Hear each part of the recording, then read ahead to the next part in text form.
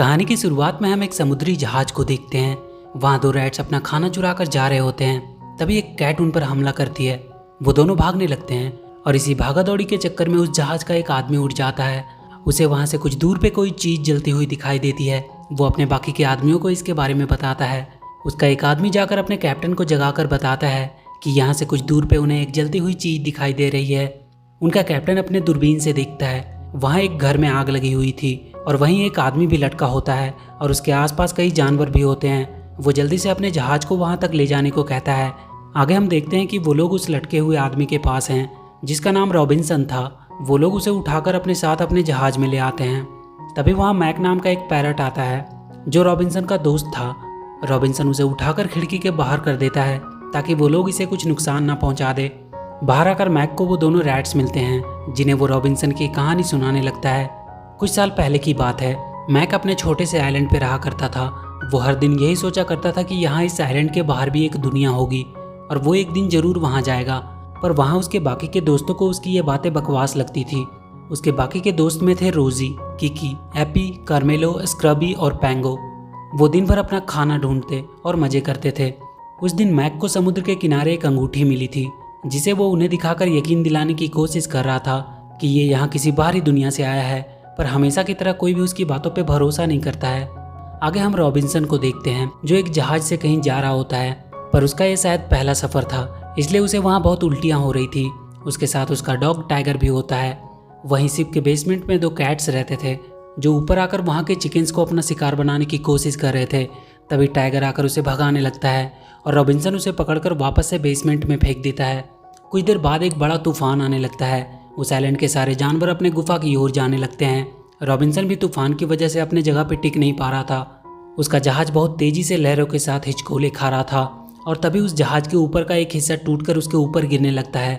वो अपने आप को और टाइगर को लेकर बेसमेंट में बंद हो जाता है और वो दोनों वहीं अटक जाते हैं जहाँ वो दोनों कैट्स भी होते हैं। रॉबिन्सन के बाकी के लोग एक छोटे से बोट पर बैठकर निकल जाते हैं और वो अपने डॉग के साथ वहीं जहाज के बेसमेंट में फंसा रह जाता है। इधर वो सारे जानवर अपनी गुफा में सो रहे होते हैं। तभी उन्हें अपने आइलैंड के पास एक बहुत जोर की आवाज़ सुनाई देती है पर अंधेरा होने की वजह से उन्हें कुछ दिखाई नहीं दे रहा था। सुबह होते ही वो सारे किनारे पे तलाश करने लगते हैं कि तूफान में क्या क्या बहकर आया है। तभी उन्हें वहाँ किनारे पे एक बड़ा सा शिप दिखाई देता है। सब सोचने लगते हैं कि ये क्या चीज़ है।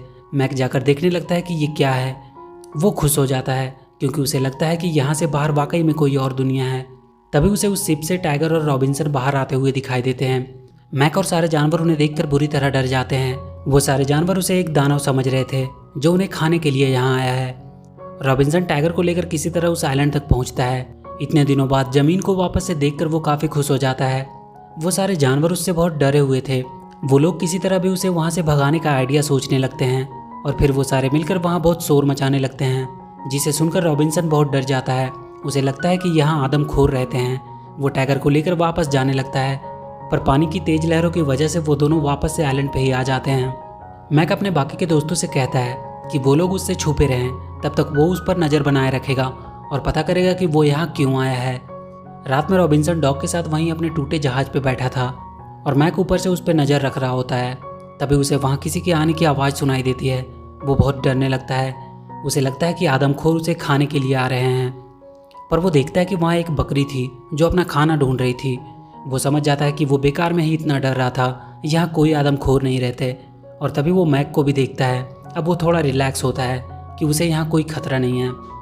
अगली सुबह रॉबिन्सन अपने जहाज से जो कुछ भी सामान था उसे उतारने लगता है ताकि पानी उसे बहाकर ना ले जाए।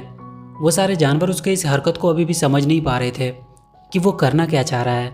इधर वो दोनों कैट्स भी उसी आइलैंड पे थे और वो वहाँ ऊपर से उन जानवरों पे नज़र रखे हुए थे कि कब मौका देखकर उनमें से किसी एक को वो अपना शिकार बना सके।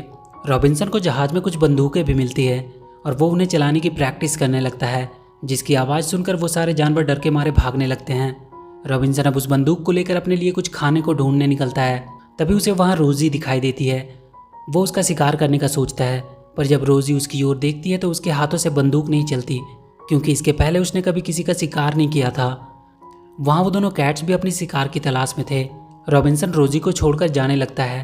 तभी वहाँ मैक आता है और वो देखता है कि रोजी अपना खाना ऐसे ही छोड़कर भाग गई है।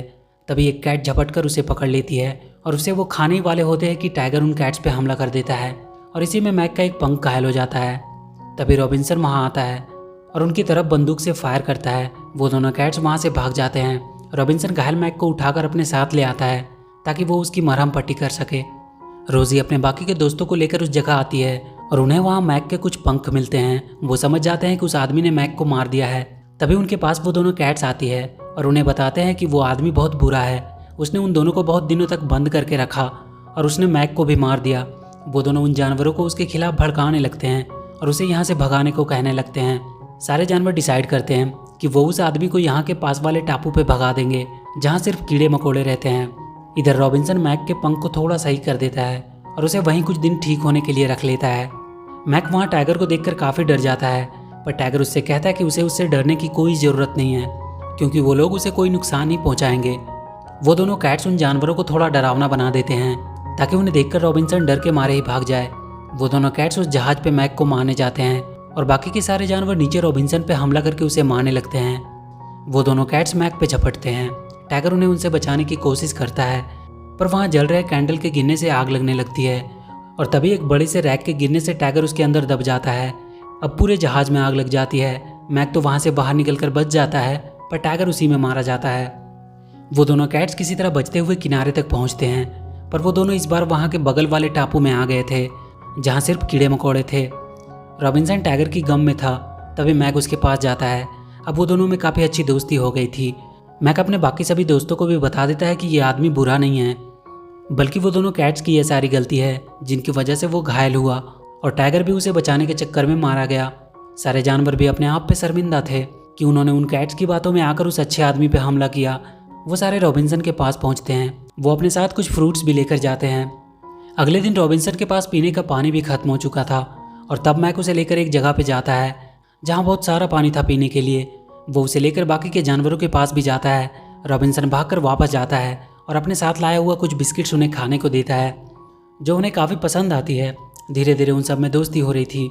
रॉबिन्सन अपने रहने के लिए वहाँ एक पेड़ के ऊपर अपना घर बनाने लगता है। सारे जानवर उसे पागल समझ रहे थे कि पता नहीं क्यों ये पेड़ को काटे जा रहा है। उसे अकेले घर बनाने में काफ़ी दिक्कत हो रही थी क्योंकि बाकी के जानवरों को समझ में नहीं आ रहा था कि वो करना क्या चाह रहा है और वो ना चाहते हुए भी उसके काम में बाधा बने हुए थे। तब एक दिन मैक को समझ आता है कि ये इंसान अपने लिए एक घोंसला बनाने की कोशिश कर रहा है और वो ये बात अपने दोस्तों को बताता है कि वो अपने रहने के लिए एक इंसानी घोंसला बना रहा है और उन्हें उनकी मदद करनी चाहिए। सारे जानवर मिलकर उसकी मदद करने लगते हैं और बहुत जल्द उनका घर बनकर तैयार हो जाता है। उसने उस घर में पानी का भी इंतजाम किया हुआ था।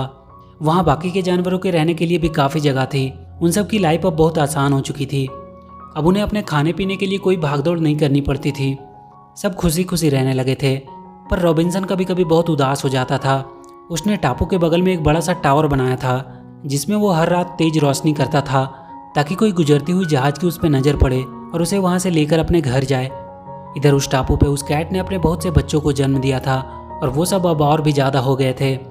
वो हमेशा वापस से उस टापू पे जाने के बारे में सोचते रहते थे और एक दिन उस जहाज के टूटे हुए लकड़ियों का सहारा लेते हुए वो सारे कैट्स उस टापू पे पहुंच जाते हैं और वहाँ के जानवरों पे हमला कर देते हैं। रॉबिन्सन अपने बंदूक में बारूद भरने लगता है ताकि उन्हें भगा सके, पर उस पर बहुत से कैट्स हमला कर देते हैं जिससे उसकी बंदूक वहीं गिर जाती है और वो उनके एक हमले की वजह से नीचे गिरने वाला होता है। पर किसी तरह मैक उसकी तरफ एक रस्सी फेंकता है जिसके सहारे वो सही सलामत नीचे आ जाता है। पेंगो और ईपी भी उन कैट्स को वहाँ पानी आने वाले रास्ते से नीचे गिराने की कोशिश कर रहे थे। स्क्रबी और किकी वहीं ऊपर रूम में छुपे हुए थे और उन कैट्स को अंदर से ही मारने की कोशिश कर रहे थे और अपने आप को बचा रहे थे। रॉबिन्सन वापस अपने रूम में आने की कोशिश कर रहा था, पर रोजी की गलती से वो गिरकर बेहोश हो जाता है। सारे कैट्स उन्हें बाहर से घेर चुके थे। मैक उनसे रॉबिन्सन की बंदूक का इस्तेमाल करने को कहता है। स्क्रबी उन कैट्स को अंदर आने से रोकने की कोशिश कर रहा था, पर कुछ देर में ही सारे कैट्स अंदर पहुंच जाते हैं और तभी कार्मेलो अपनी लंबी जीप से उस बंदूक को चला देता है जो सीधा जाकर बारूद के एक बैग में लगती है और वहाँ एक धमाका होता है। सारी कैट्स अपनी जान बचाकर वहाँ से भागने लगते हैं, पर मैक उनसे कहता है कि वो लोग फिर से आएंगे, इसलिए वो लोग एक प्लान बनाते हैं और मैक उन कैट्स को अपने पीछे भगाता हुआ उस ऊंचे टावर के अंदर लेके चला जाता है और उसके एक इशारा देते ही रोजी बाकी सभी के साथ मिलकर उस टावर को गिरा देती है। सारे कैट्स वहीं पानी में गिर जाते हैं, पर वो सब एक लकड़ी के टूटे टुकड़े पे सवार हो जाते हैं, पर तब तक उनके घर में पूरी तरह से आग लग जाती है। मैक जल्दी से जाकर रॉबिन्सन को बचाने की कोशिश करता है। वो रॉबिन्सन को एक रस्सी की मदद से नीचे उतारने में सफल रहता है और तभी उस जहाज ने उसके ऊपर पानी की बौछार कर दी और रॉबिन्सन को पकड़कर वो लोग यहाँ ले आए। वो दोनों रैट्स बताते हैं कि ये लोग समुद्री लुटेरे हैं और ये लोग अब रॉबिन्सन को छोड़ने वाले नहीं हैं। उस जहाज का कैप्टन अपने आदमियों से रॉबिन्सन को पकड़कर रखने को कहता है। इधर वो सारे कैट्स उस लकड़ी के टुकड़े को भी उस जहाज की तरफ लाने लगते हैं। रॉबिन्सन भी वहाँ का एक बोट चुराकर भागने वाला होता है। तभी वहाँ के सारे डाकू उस पर हमला कर देते हैं। वो सारे कैट्स उस जहाज पे चढ़ जाती है और रॉबिन्सन वहाँ से कूदकर उनके लकड़ी के टुकड़े पे आ जाता है, जिसे वो जल्दी से उस आइलैंड की तरफ उनसे दूर भगाने लगता है। जहाज का कैप्टन भी उसे जाने देता है कि वैसे भी वो उस आइलैंड पे अकेले मर ही जाएगा। मैक उन दोनों रैट्स को भी अपने ऊपर बिठाकर उस आइलैंड पे ले आता है और इसी के साथ ये मूवी यहीं खत्म हो जाती है। तो वीडियो अगर अच्छी लगी हो तो please do like and share the video and please subscribe to my channel and press that bell icon